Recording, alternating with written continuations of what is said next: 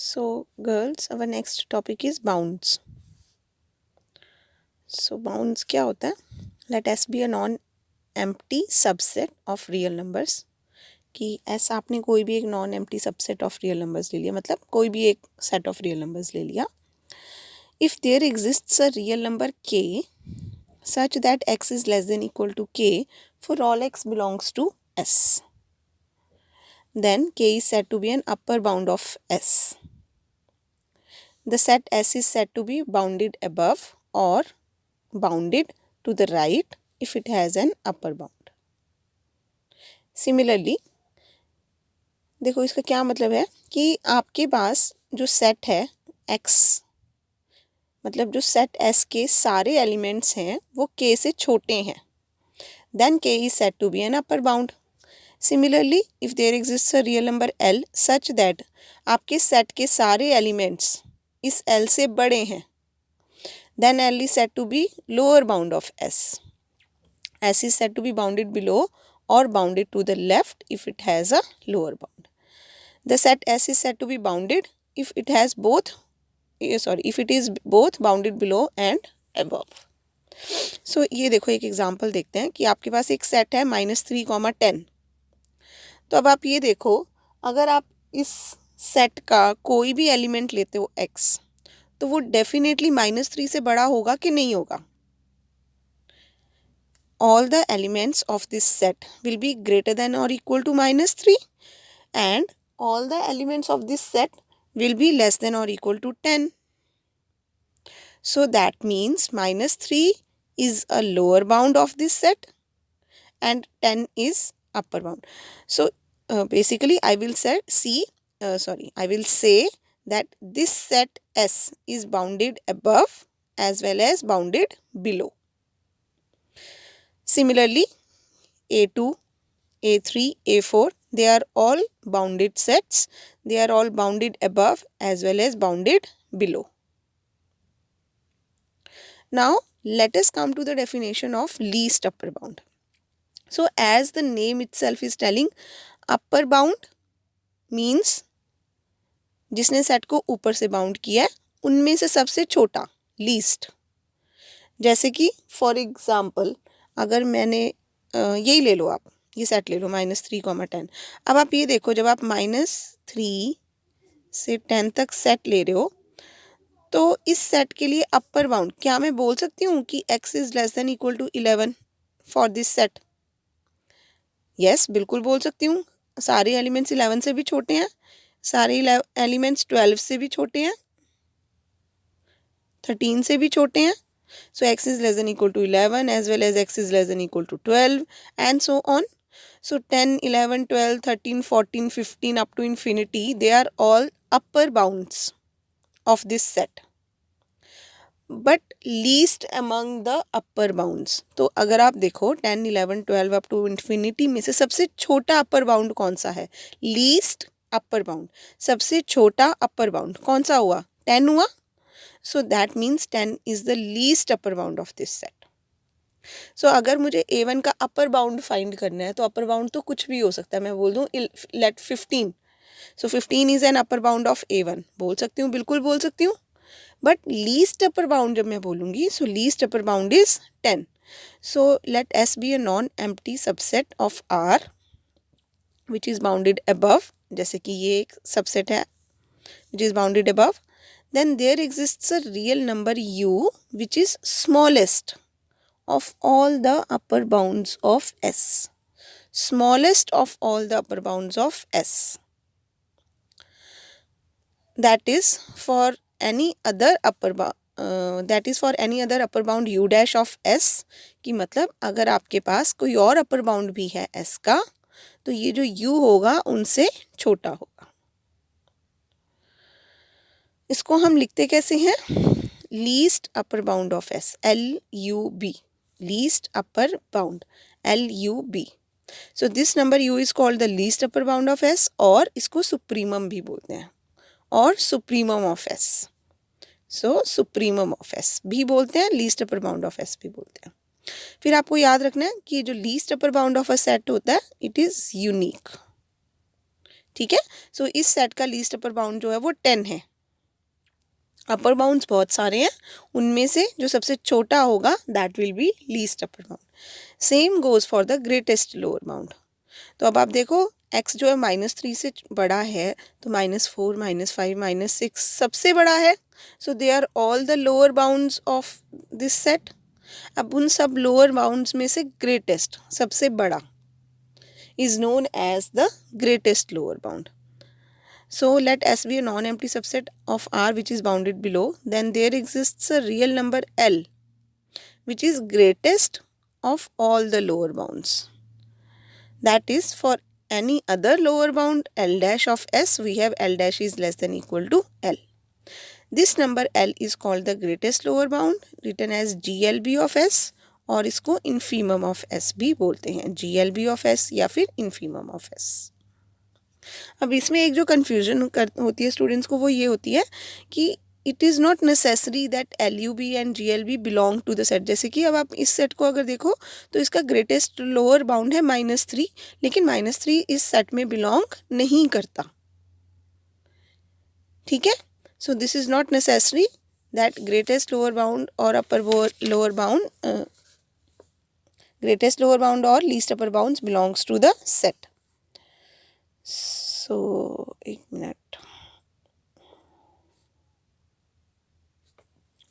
चलो देखते हैं. It is worth noting that GLB of a set may और may not belong to the set.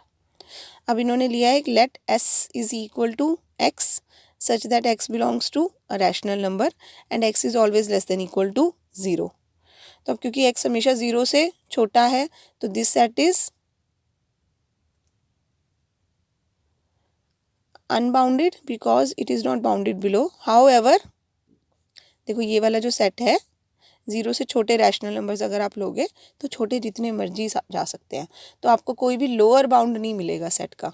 सो अगर आपके पास if the set is either bounded below only और बाउंडेड अबव ओनली, तो वो अनबाउंडेड सेट्स हो जाते हैं. सो ये वाला आपका जो सेट है ये बाउंडेड बिलो नहीं है, so that is why it is unbounded, but this set is bounded above. और क्योंकि ये 0 से छोटा है तो इसका लीस्ट अपर बाउंड क्या होगा? 0. ऐसे ही अगर आप सेट ऑफ नेचुरल नंबर्स देखो एंड सो नेचुरल नंबर्स क्या होते हैं? 1 2 3 अप टू इन्फिनिटी. इसका मतलब सबसे छोटा नेचुरल नंबर है 1. तो अब लोअर बाउंड हो गया 1 and in fact greatest lower bound हो गया ये. सो greatest lower bound is 1 but the set is unbounded क्योंकि ये बाउंडेड अबव नहीं है. अब ऐसी सेट ऑफ इंटीजर्स, ये तो bounded, it is neither bounded below nor above. Then set S is equal to 1/x such that x belongs to n. अब इसमें क्या होता है, ये डिक्रीजिंग सीरीज होती है आपकी. देखो x बिलोंग्स टू n का मतलब ये है कि x नेचुरल नंबर है. It will take on values like 1 2 3 4 5 up to infinity. तो as x will take value infinity, that is as x is approaching to infinity, 1/x is approaching to 0.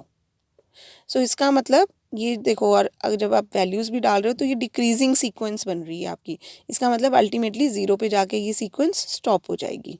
So for this sequence least upper bound is 1, 1 से बड़ा नहीं हो सकता नंबर, and greatest lower bound is 0. So आगे कुछ और properties हैं least upper bound greatest lower bound की. उनको करने से पहले let us discuss some of the examples so that आपको थोड़ा कॉन्सेप्ट समझ आ जाए. So let us see the first example. Find greatest lower bound and least upper bound of the set S. तो आपने क्या करना है, आपने देखना है कि ये जो वैल्यूज़ हैं ये किसके बीच में लाई करती हैं. सो x - 5 modulus is less than 2.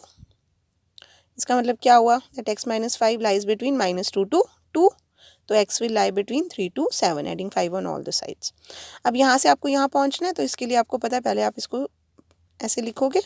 इसमें आप 2x + 8 और -8 करके ये आ जाएगा आपके पास. सो अब इसके हेल्प से हमने यहाँ तक पहुँचना है. तो सबसे पहले adding 4 on both sides, on all the sides, तो ये आ गया. उसके बाद लिया रेसिप्रोकल, इनइक्वालिटीज़ चेंज हो गई हैं. देन -9 से मल्टीप्लाई करेंगे तो फिर से इनइक्वालिटीज़ चेंज हो जाएंगी. And then adding 2. सो ये 2 ऐड किया.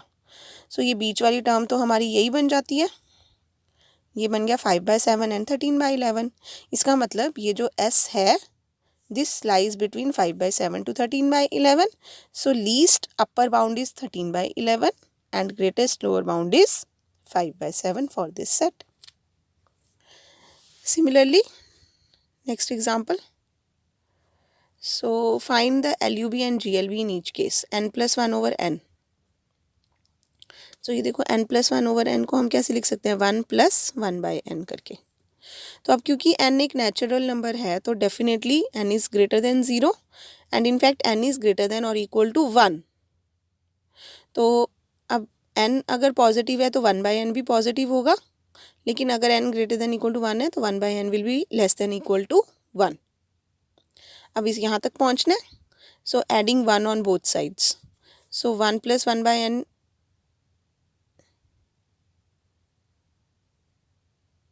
ये क्या किया इन्होंने, अच्छा ये दोनों यहाँ पे 1 ऐड किया on both side. So 1+1/n is greater than 1 and यहाँ पे जब करोगे तो 1+1/n is less than equal to 2। So that means 1+1/n जो है वो 1 से बड़ा है और 2 से छोटा। सो that means least upper bound is 2 and greatest lower bound is 1। सो दूसरा उन्होंने बोला इसको आप ऐसे भी कर सकते हो, आप क्या करो वैल्यूज़ पुट करो। n की वैल्यू 1 से स्टार्ट करेंगे तो 1 पुट करोगे तो 2 आएगा, 2 पुट करोगे तो 3/2 आएगा, 3 पुट करोगे तो 4/3 आएगा एंड सो ऑन। तो देखो डिक्रीजिंग सीक्वेंस बन रही है, वैल्यूज़ कम होती जा रही हैं 2 से, ठीक है। तो इसका मतलब अपर बाउंड तो 2 आ गया। अब कितनी कम होंगी उसके लिए हम क्या करते हैं n को इन्फिनिटी पुट करके देख लेते हैं। अब देखो इसमें अगर आप n को इन्फिनिटी पुट करोगे, जैसे जैसे n की वैल्यू बढ़ती जाएगी इन्फिनिटी जाएगी तो 1/n will be 0। So limit n approaches to infinity will be 1 for this case. So greatest lower bound will be 1। मतलब ये कहाँ तक छोटा, इसकी जो मिनिमम वैल्यू है वो कितनी आ जाएगी 1 आ जाएगी। नाउ नेक्स्ट से ये सेम है, इन्होंने सिर्फ यहाँ 5 की जगह यहाँ पे 4 दे दिया तो उससे आंसर आपका थोड़ा चेंज आएगा, वो आप देख लेना।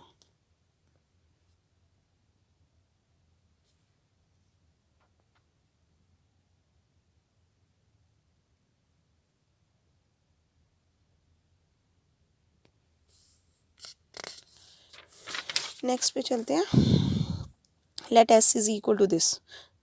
तो अब ये देखो ये थोड़ा सा ट्रिकी क्वेश्चन है, इसमें आपको ध्यान रखना पड़ेगा। ध्यान इसलिए रखना पड़ेगा क्योंकि यहाँ आ जाता है x²।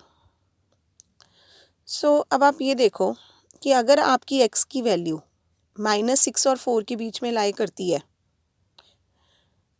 तो x² क्या होगा।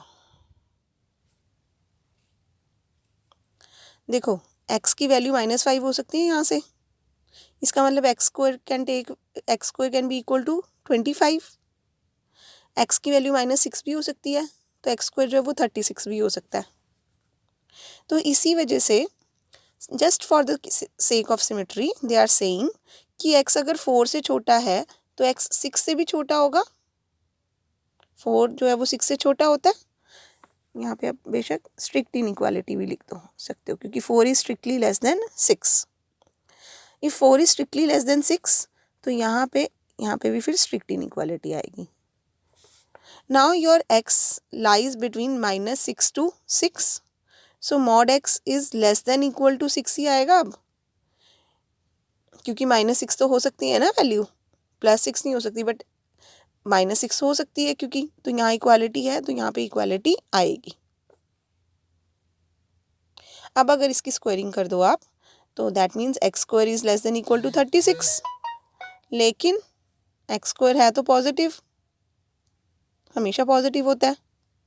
तो finally I am getting 0 is less than equal to x² is less than equal to 36। अब हमने यहाँ पे पहुँचना है।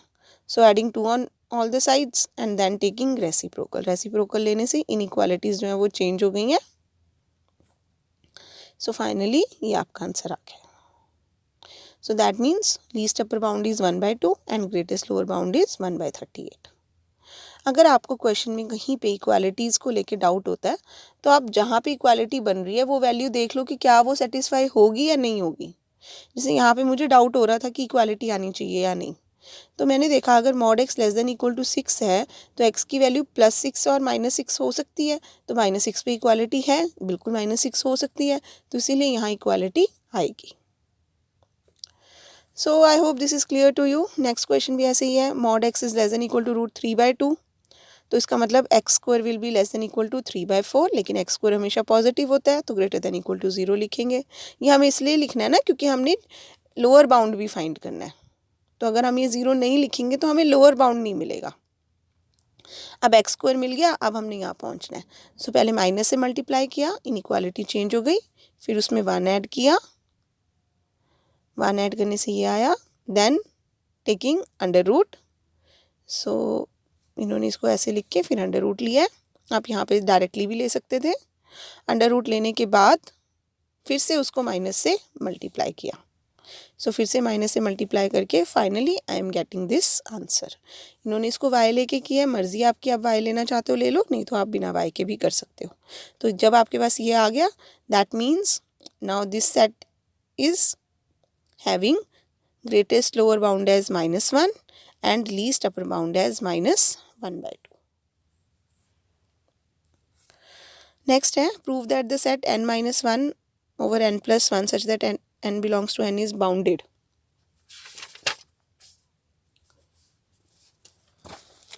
So इसके लिए देखो आपको गिवन था s is equal to n-1 over n+1, n belongs to n, तो n-1 over n+1 को हम ऐसे लिख सकते हैं।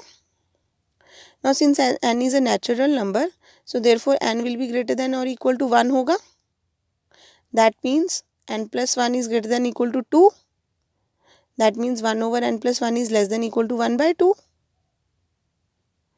ठीक है ना, यहाँ पहुँच रही हूँ मैं, फिर -2 से रेसिप्रोकल लेने से इनइक्वालिटी चेंज हुई थी और फिर -2 से मल्टीप्लाई करने से फिर से इनइक्वालिटी चेंज हो गई, and then adding 1 on both sides, so finally I am getting n-1 over n+1 is greater than equal to 0।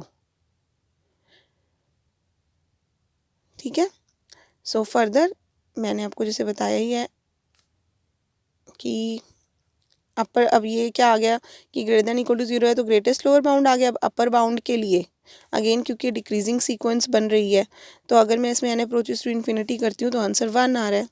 इसका मतलब इस सेट की मिनिमम वैल्यू जो है वो, सॉरी ये इंक्रीजिंग नहीं, इंक्रीजिंग सीक्वेंस है या डिक्रीजिंग, ये देखना पड़ेगा आपको।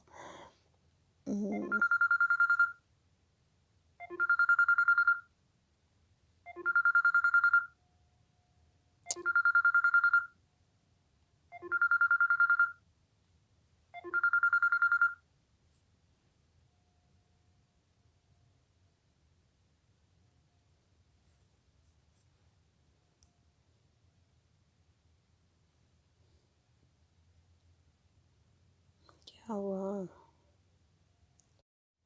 Yes, girl, sorry for the disturbance. So I was saying कि जैसे as n will approach to infinity, तो आपके पास इसकी लिमिट लोगे आप n-1 over n+1, तो 1-1/n/1 + 1/n करके 1 आ जाएगा। सो इसका मतलब least upper bound is 1, n-1 over n+1 is less than equal to 1 मुझे इसलिए पता लगा है क्योंकि n is approaching to infinity. ठीक है, फिर भी अगर आपको कन्फ्यूजन है तो आप देखो, इसके अलावा जब आप वैल्यूज़ पुट करोगे, इन्होंने क्या किया है, वैल्यूज़ पुट करके दिखाई हैं। एन की वैल्यू देखो पुट की 0, फिर 1, फिर 2, तो ये वैल्यूज़ आ रही हैं। तो इस केस में देखो ये इंक्रीजिंग सीक्वेंस बन रही है, it is not a decreasing sequence but increasing sequence. So increasing sequence है तो कहाँ तक जाएगी मैक्सिमम वैल्यू, वो कैसे पता लगेगा आपको? मैक्सिमम वैल्यू का पता लगेगा दैट इसका मतलब as n is approaching to infinity the function will get its maximum value which is coming to be 1। जो हमने पिछला क्वेश्चन किया था ये वाला, इसमें it was a decreasing sequence. ये जैसे ये देखो वैल्यूज़ कम हो रही हैं, तो इसका मतलब as n will be approaching to infinity the function will be getting its minimum value. तो एन अप्रोचेस टू इन्फिनिटी से GL भी मिला था। ठीक है, सो ये आपको ध्यान रखना है फिर कि मैक्सिमम वैल्यू, उसने मैक्सिमम वैल्यू, सॉरी जो आपकी सीक्वेंस है वो इंक्रीजिंग है या डिक्रीजिंग है। उसके बाद चलते हैं हम नेक्स्ट 4th एग्जाम्पल पे। Find LUB and GLB if they exist of the following sets.